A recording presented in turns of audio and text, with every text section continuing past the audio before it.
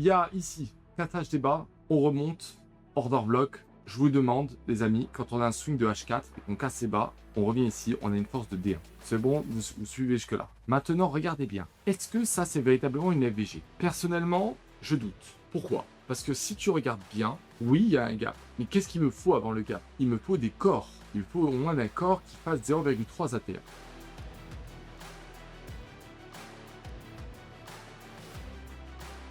Ici, si on regarde bien, ça fait 190 divisé par 850. On en est très loin. Si on regarde le suivant, ici, j'ai 242 divisé par 839. On en est encore très loin. Et donc, on a affaire à quoi? On a affaire à rien. Et on n'a pas affaire à rien juste sur 2 bougies. On a affaire à rien sur 1, 2, 3 bougies. Et donc, je ne sais pas trop quoi penser de ça. Parce que la seule bougie qui compte, elle n'est pas énorme. Elle fait 330. En fait, elle fait tout juste 0,3. On a du 0,3, mais regardez. Le 0,3 se fait avaler avant de redescendre. Donc, en fait, il n'existe plus. Et derrière, on a une bougie flat. On a 2 micro-bougies et après ça descend. Donc pour moi, cet espace il est vide. Même si, et d'ailleurs c'est ce qui s'est passé tout à l'heure, même si ta map de liquidation elle t'indique qu'il y a un niveau là et qu'il y a potentiellement une raison pour le prix de venir ici. Ça ne veut rien dire. Vous avez vu tout à l'heure, j'avais un niveau pour acheter. J'ai acheté sur ce niveau. Le marché est effectivement remonté, mais pas longtemps. Donc ça ne veut rien dire. Donc il faut être prudent à ce niveau-là. Moi, ce que j'y vois, je vois un mouvement qui en réalité n'a pas de raison de venir là-dedans.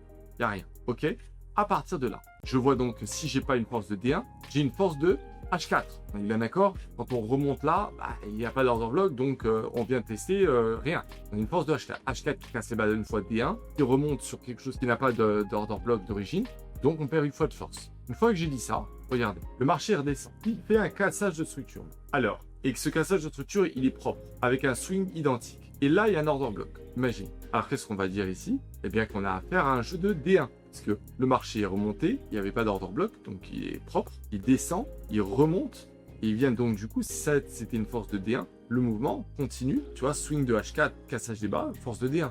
Et comme il n'y a pas d'order block au-dessus, eh ben là, c'était peut-être H4, mais là, c'est D1. On est d'accord? H4 qui casse les bas une fois avec un order block, c'est D1. Ok. Ça, c'est si ça avait été un swing normal. Si c'est un petit swing, là, comme ici par exemple, là, il fait un petit swing là, et qu'il y a un order block ici, alors c'est quoi cette force? C'est la force de ce swing. A priori, si j'ai une force qui viendrait là, d'un temps inférieur, alors j'aurai une force de H4. On est d'accord? Un temps inférieur à ce swing, j'ai une force de H4 et non pas de D1. Et si j'ai un swing qui est encore plus petit et qui est 2 temps inférieur à ce swing-là, alors je vais avoir une force, très logiquement, qui sera de H1. Vous comprenez ou pas? Donc pas d'order block ici, un swing qui produit une énergie de H1, order block ici, H1. Est-ce que c'est logique? Bah oui, puisque j'ai rien, donc je n'affaiblis pas cette force. Et regardez bien ce qui vient de se passer. On a bien D1, et après on a un mouvement qui descend, et ça, ce mouvement il est sur quoi? Est-ce que c'est un mouvement de H1 qui va produire une force de H4? Non, non, non. Si on va en H1, c'est trop petit. Et donc, si on descend en M15, est-ce que ça va être une force qui va produire une force de H1?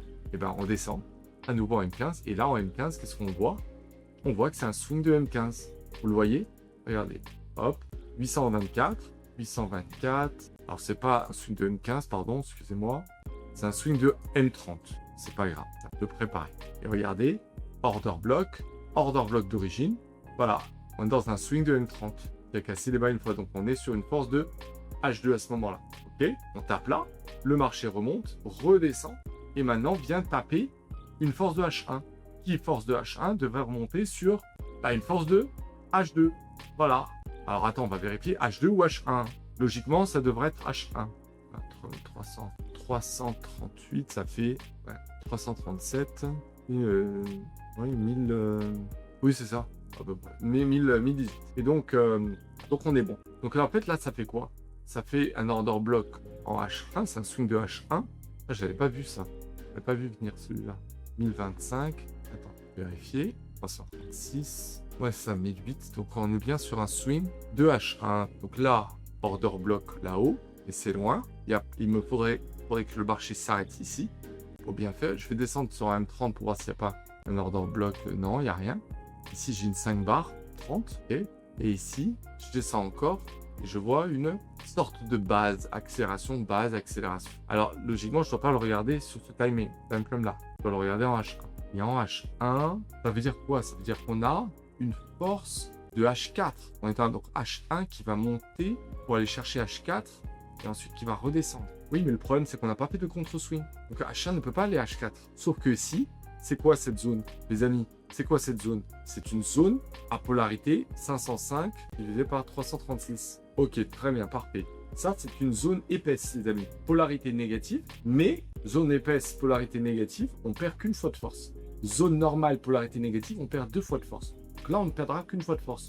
Donc au lieu d'avoir une zone de H4, vous voyez, H1 qui casse les bas une fois, c'est H4, eh bien, on aura une zone de H1. Si le marché remonte, il va venir taper là-haut, dans cette zone de vente, là, pour moi, pour venir tester là-haut, et après redescendre. Soit ça, de toute façon, il n'y a pas le choix, il n'y a rien d'autre. Hein. Donc, pour moi, il faut que le marché monte. Et il va aller chercher les 77 200. Voilà, 77 300. Et là, on est bon. On a H1 qui monte jusqu'à H1. Tout est parfait. Et donc, ça veut bien dire qu'il n'y a pas d'order block ici. Donc, on est parfait. Tout ça, c'est un jeu qui casse les barres. Vous voyez, hop, H4. Ici, ça, c'est rien. Ici, on a M30. Et ça, on a H1. H1 peut grandir. On peut monter d'un demi-temps. C'est bon, c'est bon. Donc, M30, H1.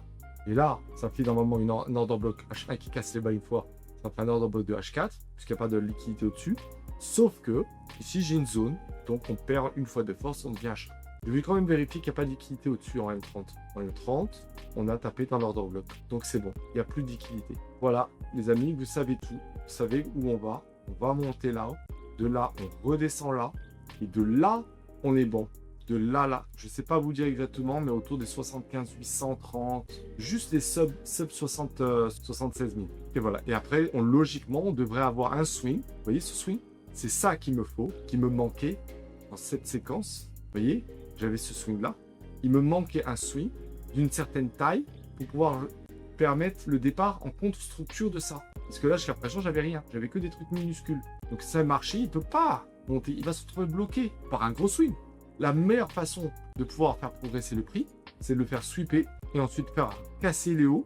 Et ensuite, ça et rien, et d'aller chercher les plus hauts et d'aller viser toute la liquidité qui se trouve au nord.